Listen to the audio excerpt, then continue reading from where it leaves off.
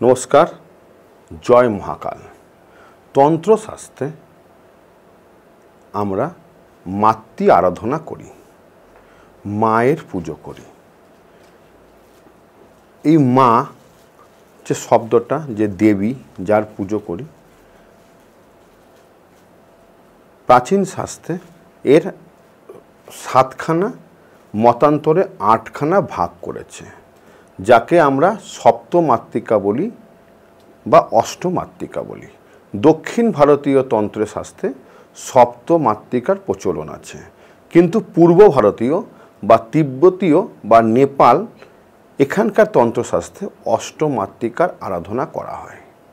এই সপ্তমাতৃকা বা মতান্তরে অষ্টমাতৃকা কারা, এটা নিয়ে আজকের বিশেষ এই ভিডিওটা একটু বড় হতে পারে, স্কিপ করে দেখবেন না, সম্পূর্ণ ভিডিওটা দেখবেন। আমরা জেনে নেব আমরা এই সপ্তমাতৃকার যে শক্তি পুজো করি তার ভাগগুলো কি কি আছে, বা অষ্টমাতৃকার ভাগগুলো কি কি আছে, সেটা আমরা আজকে বিশদভাবে আলোচনা করে নিচ্ছি। কারণ তন্ত্রশাস্ত্রে আমরা যে মাতৃকার পুজো করি তার এই ভাগগুলো আজকে আলোচনা করব।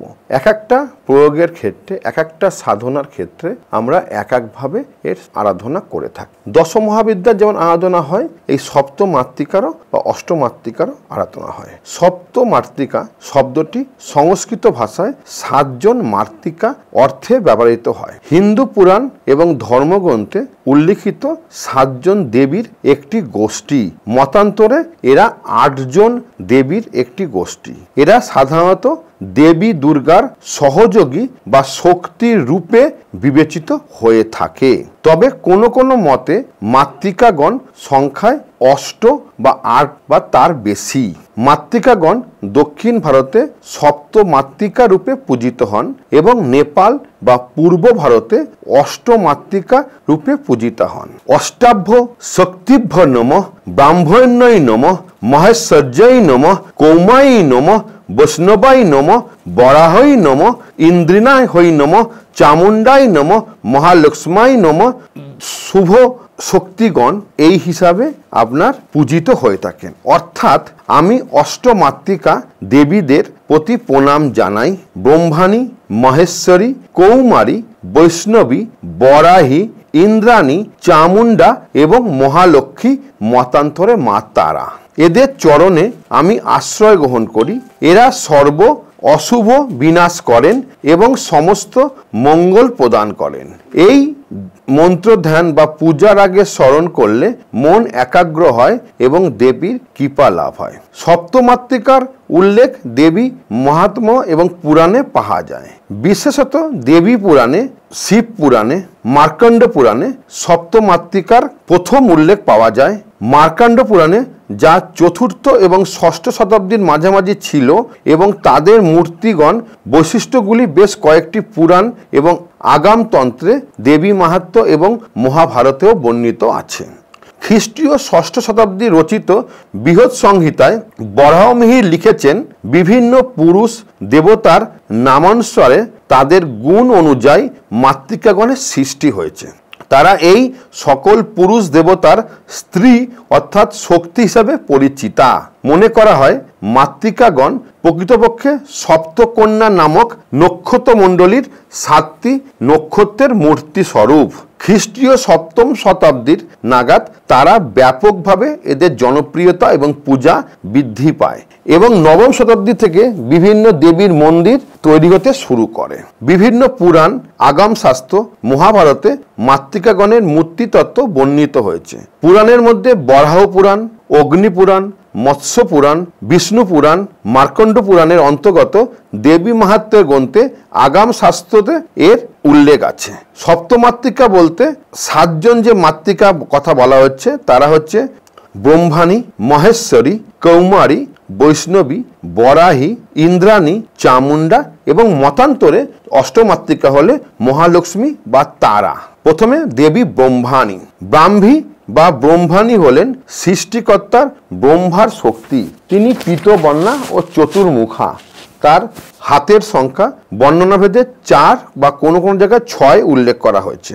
ব্রহ্মার মতোই তিনি অক্ষমালা, কমলদণ্ডু, পদ্ম, গ্রন্থ ও ঘণ্টা ধারিণী এবং হংস বাহিনী। কোনো কোনো মূর্তিতে তিনি পদ্মাসনা ও তার ধ্বজায় হংসচিহ্ন অঙ্কিত। তিনি নানা অলঙ্কার ভূষিতা এবং করমুণ্ড ধারিণী। দেবী বৈষ্ণবী। বৈষ্ণবী হলেন পালনকারী দেবতার বিষ্ণুর শক্তি। তিনি গরুড়ের পৃষ্ঠে অসিনা এবং চতুর্ভুজা বা কোনো কোনো মতে তিনি ষড়ভুজা। তিনি শঙ্খ, চক্র, ধনুর্বাণ, খড়গ এবং বরাভয় মুদ্রা ধারিণী। বিষ্ণুর মতো তিনি সর্বভরণভূষিতা ও কিরীটি মুকুট ধারিণী। মহেশ্বরী। দেবী মহেশ্বরী মহাদেবের শিবের শক্তির স্বরূপ বা মহেশ্বর নামেও পরিচিতা। মহেশ্বরী রুদ্রী, রুদ্রাণী, মহেশী ও শিবানী নামেও পরিচিতা, যা শিবের রুদ্র, রুদ্রুজা, মহেশা এবং শিব থেকে উদ্ভূত। মহেশ্বরীকে নন্দীর উপর উপবিষ্ট বিচিত্র করা হয়েছে এবং তার 4টি, কোনো কোনো জায়গায় 6টি হাত রয়েছে। শ্বেতবর্ণা, ত্রিনেত্রা দেবী ত্রিশূল, ডমরু, অক্ষমালা, পানপাত্র, কুঠার ও একটি কপাল ধারণ করে আছেন। একটি সর্প এবং অর্ধচন্দ্র জটা ও মুকুটে সুসজ্জিতা। দেবী কৌমারী। কৌমারী, কুমারী, কার্তিকী, কার্তিকেয়ানী, অম্বিকা নামেও পরিচিতা। যুদ্ধের দেবতা কার্তিকেয়ার শক্তি স্বরূপা। কৌমারী একটি ময়ূর চড়ে এবং তার 4 বা 12টি হাত রয়েছে। তার কাছে একটি বর্ষা, কুড়াল ও একটি শক্তি মুদ্রা ও ধনুক রয়েছে। কখনো কখনো তাকে কার্তিকেয় মতোই 6 মাথা হলা বা 6 মুন্ড বিশিষ্ট বর্ণনা করা হয়েছে। কিরীটা মুকুট নামেও একটি ললাকার মুকুট তিনি পরে থাকেন। দেবী বরাহী। বরাহী বা বৈরালী নামেও পরিচিতা। ভেরাই, দণ্ডিনী, দণ্ডাই দেবী হলেন বরাহের শক্তি, বিষ্ণুর 3য় এবং মাতৃকা রূপ। তিনি একটি দণ্ড, লাঙল, একটি বজ্র, তরোয়াল ও একটি পানপাত্র ধারণ করেন এবং তিনি একটি মহিষে চড়েন। কখনো কখনো তিনি একটি ঘণ্টা, চক্র, চামার এবং ধনুক বহন করেন। তিনি অন্যান্য অলঙ্কারগুলির সাথে করণ্ড মুকুট ধারণ করেন এবং তিনি সুসজ্জিতা। দেবী ইন্দ্রাণী। ইন্দ্রাণী আয়েন্দ্রী নামেও পরিচিতা। মহেন্দ্রী, বরজি, বজ্রপাতের দেবতা ইন্দ্রের শক্তি। ইনি হাতির উপর উপবিষ্ট। ইন্দ্রাণী কালো চামড়ার 2 বা 4টি বাহু বিশিষ্টা দেবী। তাকে নানান চিত্রে নানানভাবে তার বর্ণনা করা হয়েছে। ইন্দ্রের মতো 2 বা 3 বা 4টি চোখ এবং তার শরীরে 1000 চোখ দৃশ্যমান। তিনি বজ্র, অঙ্কুশ, ফাঁস এবং পদ্মের বৃন্তে সুসজ্জিতা। বিভিন্ন অলঙ্কারে সজ্জিত। তিনি কিরীটি মুকুট পরিধান করে থাকেন। দেবী চামুণ্ডা। চামুণ্ডা, চামুণ্ডী, চর্চিকা নামেও পরিচিতা। চণ্ডীর শক্তি পার্বতীর একটি রূপ হলেন এই দেবী। তিনি প্রায় কালীর মতো, তার চেহারা অভ্যাস একই রকম। দেবীর মাহাত্ম্যে কালীর সাথে সাদৃশ্য স্পষ্টভাবে উল্লেখ করা হয়।